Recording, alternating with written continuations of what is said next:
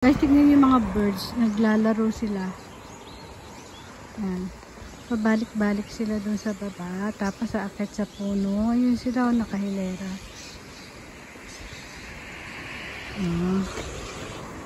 Babalik sila.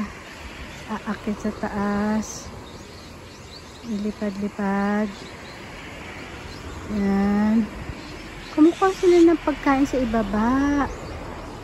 Doon sa sapa, siguro. Tignan mo. Kakain siguro sila. Tapos, kain sila. Tapos, iba, ayan, pupunta na, kukuha. Kukuha siya ng pagkain siguro.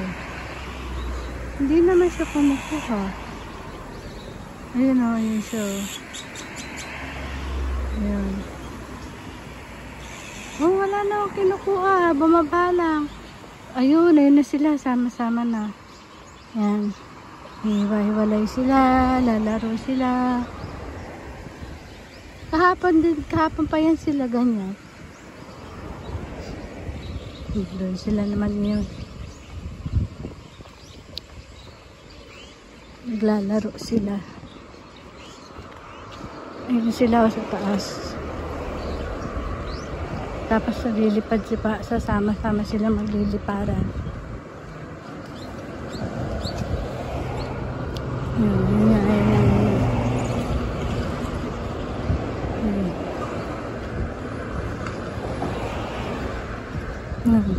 Kahapon din sa bahay namin, nandun sila.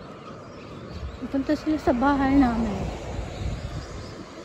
Sa may malapit sa amin. Ganito ako oras umuwi. Yan yung aming post office. Maganda ang panahon ngayon, mainit. Pero bukas, Friday, I think uulan. Tsaka Saturday and Sunday, aaraw. Bye for now. Pauwi na ako galing sa trabaho. Bye.